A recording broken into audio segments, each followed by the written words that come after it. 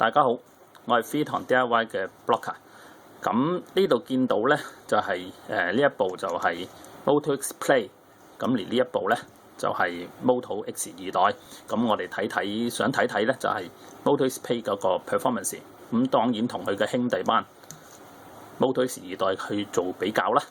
咁就我睇睇先有咩可以做嗱。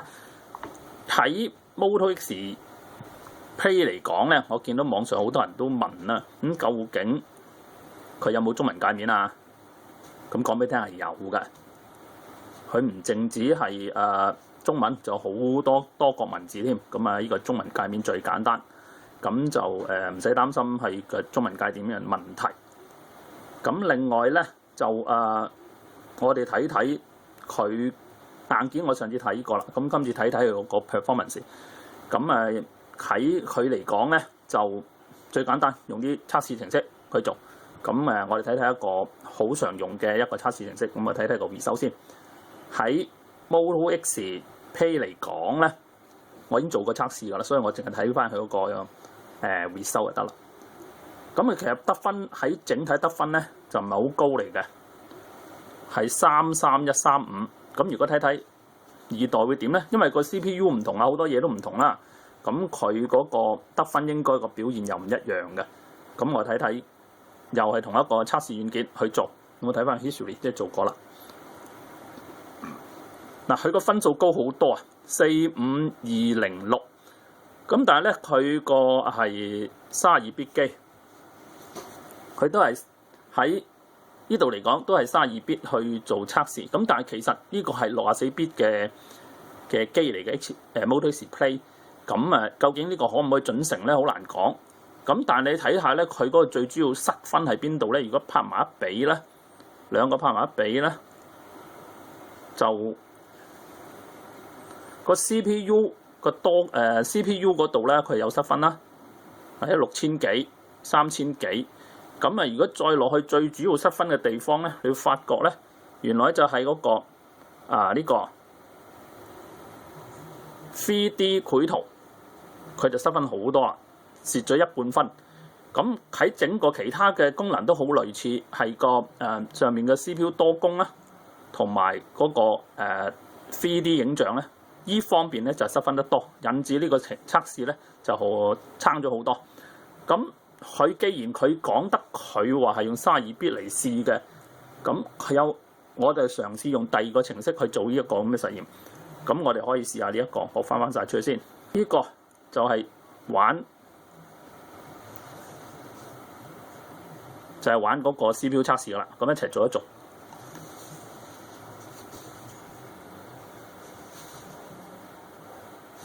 開始。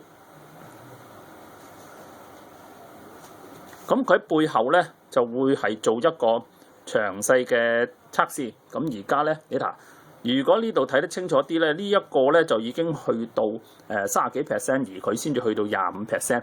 咁好明顯佢嘅 CPU 係快啲嘅，因為佢冇辦法，佢始終係個 Hertz 係高啲，呢個只係1.7 G 啫。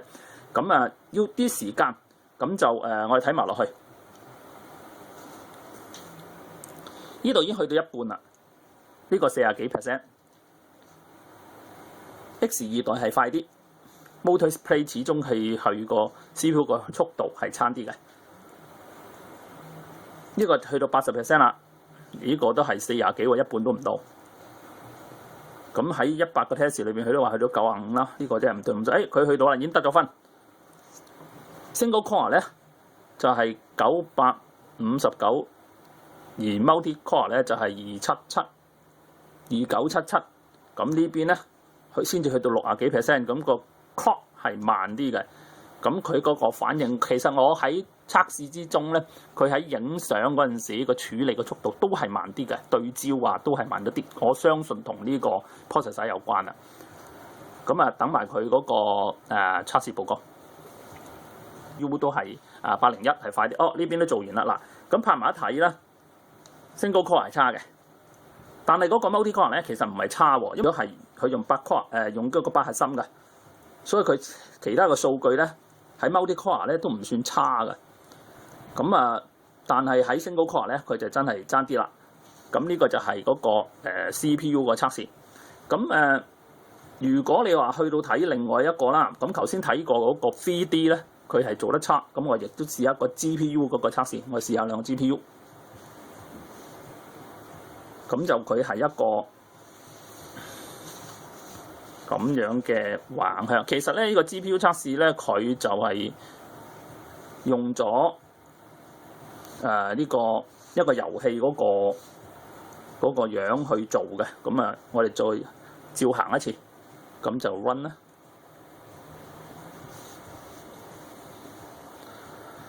咁呢度有啲時間，但係就唔係太需要太耐嘅啫。開始行啦。咁因為佢始終係遊戲啦，咁佢個速度就幾乎可以一樣嘅。咁但係如果我喺度留心睇咧，嗰啲紋理嘅細緻咧，就係Moto X 二代咧係做得細緻啲嘅。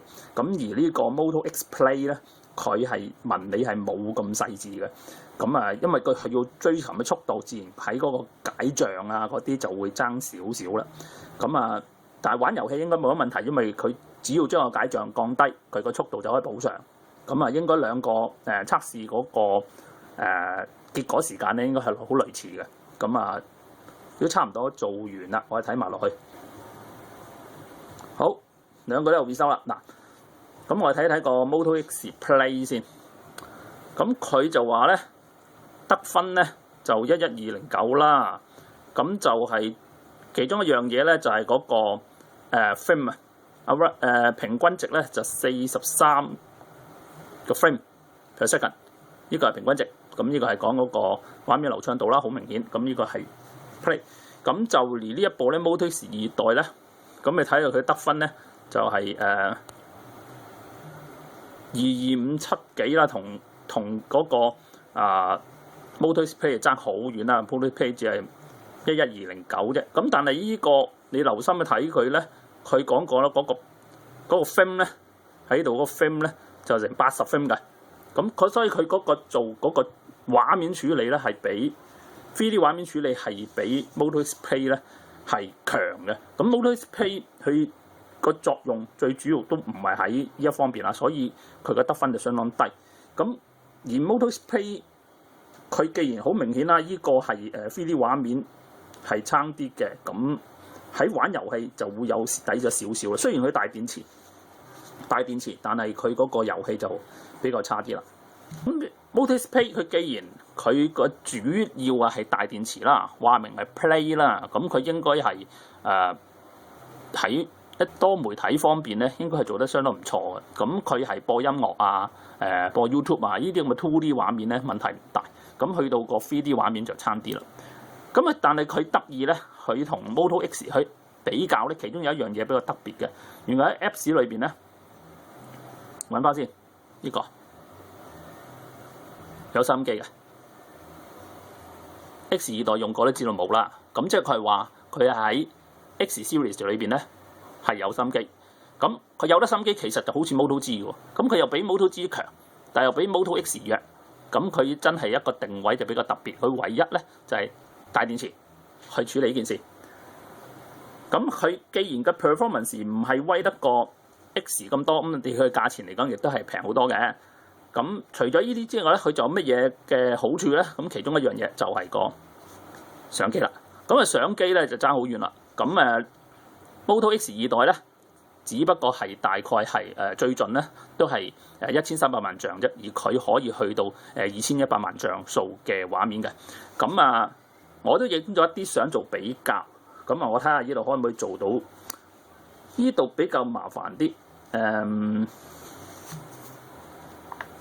因為如果相片經過手機去睇咧，就可能個唔清楚。我嘗試一陣間喺個影片度咧加翻啲相片入去。咁譬如話我可以睇到一啲比較咧，譬如日光嘅，譬如話呢個風景嘅。咁我呢個，咁呢個我日頭影出去啦。咁睇睇嗰啲質素啦。譬如話我睇到文字啦嚇，我放到最大，個文字就咁樣嘅，有咁嘅效果嘅。OK，咁我就另外用二代睇啦。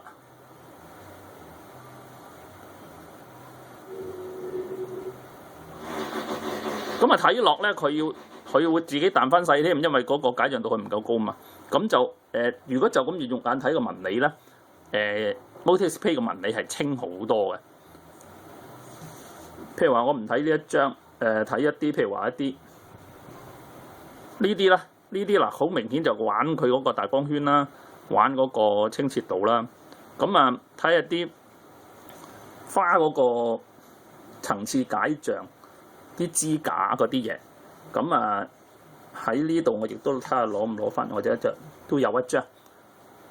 好 sorry。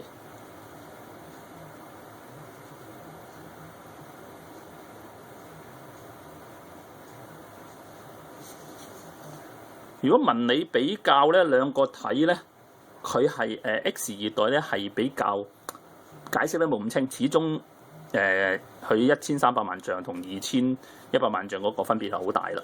咁啊，如果仲有一啲相可以喺度就咁睇咗先嘅，譬如話係啦，譬如話呢一啲啦，頭先一樣嘅夜景嚟嘅啫，不過就夜景去睇嚇，咁啊。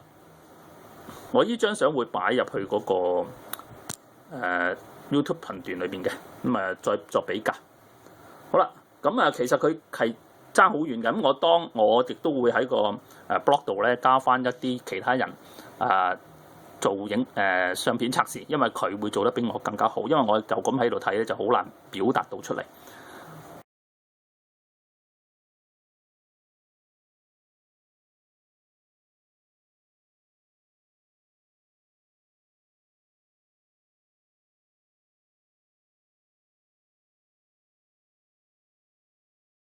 咁仲有就其中一樣嘢比較特別啲嘅，咁我亦都想喺度講一講。咁就而家佢嗰個 Moto 相機，Moto 相機咧就如果係玩自拍嗰陣時，自拍嗰時會點咧？咁啊，我開個自拍鏡 ，OK， 咁啊影住就只不過係部相機啫。咁當你影自拍嗰陣時，出咗一個問題就話佢因為自拍鏡咧就係冇閃光燈嘅。咁佢而家玩咩啊？就係咁樣玩，呢個就係閃光燈啦，照一照你塊面先影到相，咁啊比較特別啲一個功能。好，咁啊今日介紹到呢一度先，有多啲資訊再同大家介紹，拜拜。